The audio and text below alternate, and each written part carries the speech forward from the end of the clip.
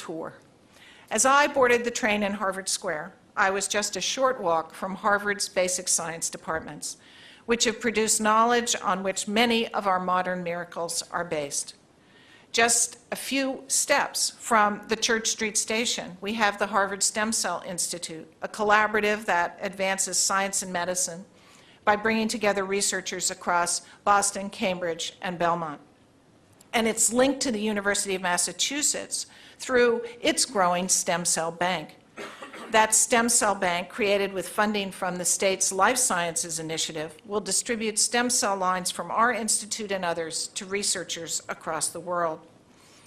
Only a few minutes after leaving Harvard Square, we pull into Central Square, walk down Mass Ave for a few blocks towards Boston, and in addition to moving on to the MIT campus, you come to what was for 56 years the home of the New England Confection Company, a company whose roots go back to 1856, a company that meant a great deal to me when I was a child.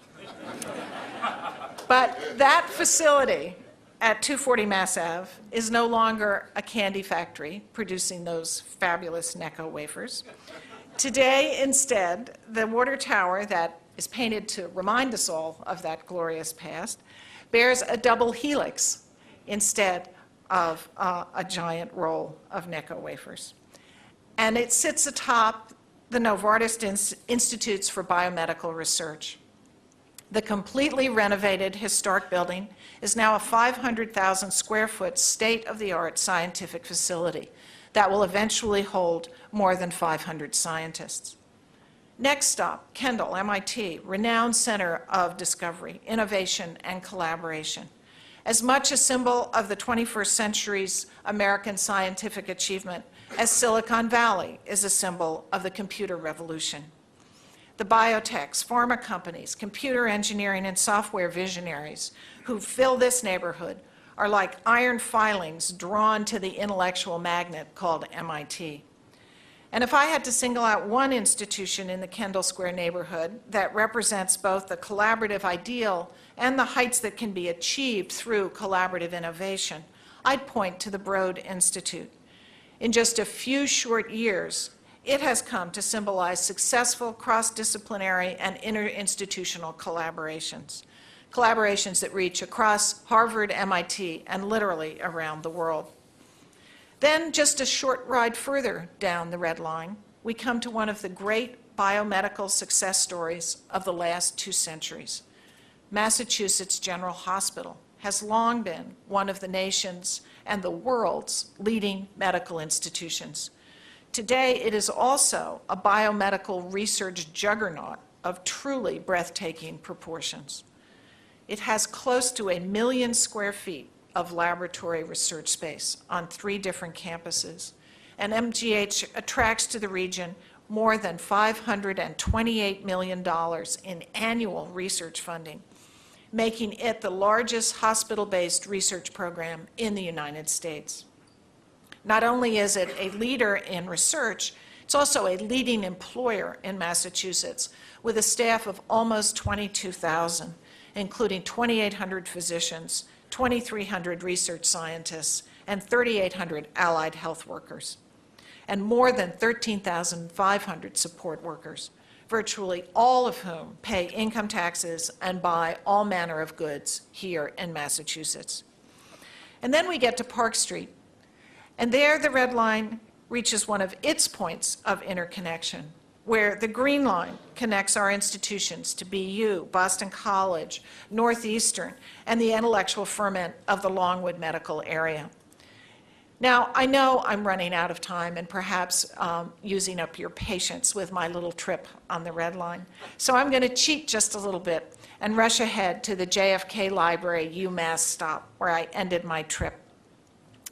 Research activity at UMass Boston has increased at a rate nearly double that of other research universities in the area.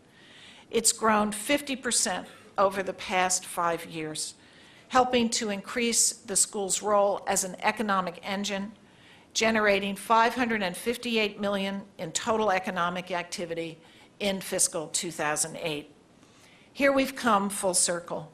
UMass Boston's McCormick Institute, which provides education and training to government professionals throughout the Commonwealth with support and in collaboration with our own Rappaport Institute and with the Kennedy School. It also brings us to the Venture Development Center. There is something truly special about the roots of this stunning 18,000 square foot facility.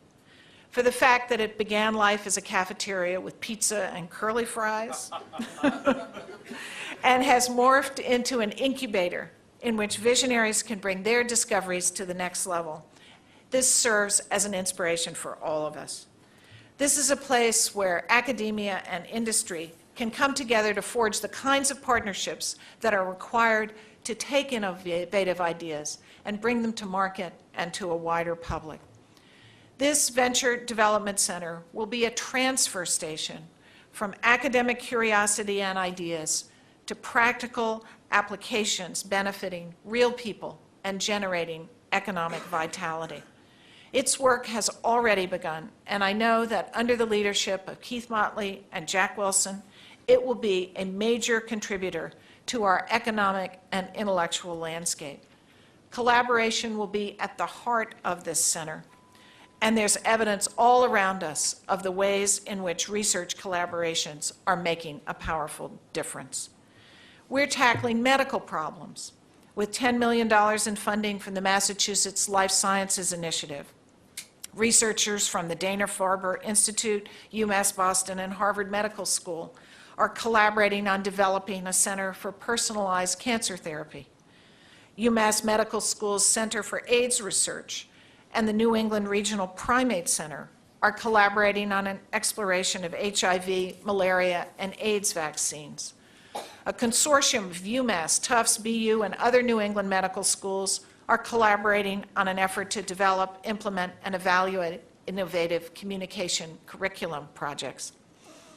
We're tackling environmental sustainability. The discovery by UMass Amherst Professor of Microbiology, Susan Lachine, of the Q microbe, which has proven to be a minute factory for converting cellulose into ethanol, has led to the creation of a company in Marlborough that may revolutionize how we do everything from fuel our cars to heat our homes by using these microbial energy factors to convert plant waste into fuel. A123 Systems, an MIT startup based in Watertown, is another collaboration attacking environmental sustainability. It, in recent weeks, has been awarded a contract to produce batteries for hybrid and electric cars. Finally, I want to underscore the enormous potential of the computing collaboration my friend Jack Wilson told you about a few minutes ago. This community-wide effort has the potential to advance countless scientific efforts in ways we can now only just imagine. If our institutions are going to continue to benefit mankind, we need to continue to develop the kinds of collaborations we celebrate today.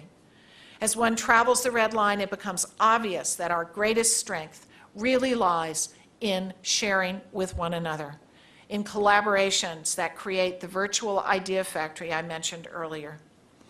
We share our findings broadly in order that others can build on our work, and we translate the products of these efforts so that the public can benefit.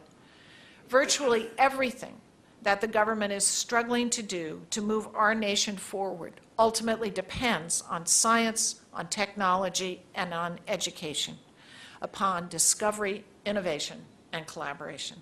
Advancing medical science, developing green energy sources, preparing our citizens for the next wave of jobs, all mean that we need to respond to the challenge we face today. This is a crucial moment in the long history of our nation.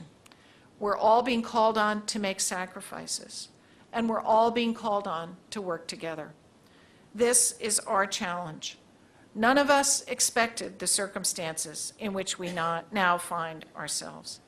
And none of us expected the demands that we face as university presidents, as public officials, as citizens throughout the Commonwealth and the nation. We didn't expect it, but we must rise to meet it. We must decide if we're going to move forward together or if we're going to fall behind. We must embrace the power of collaboration, so evident along the path of the Red Line, and commit to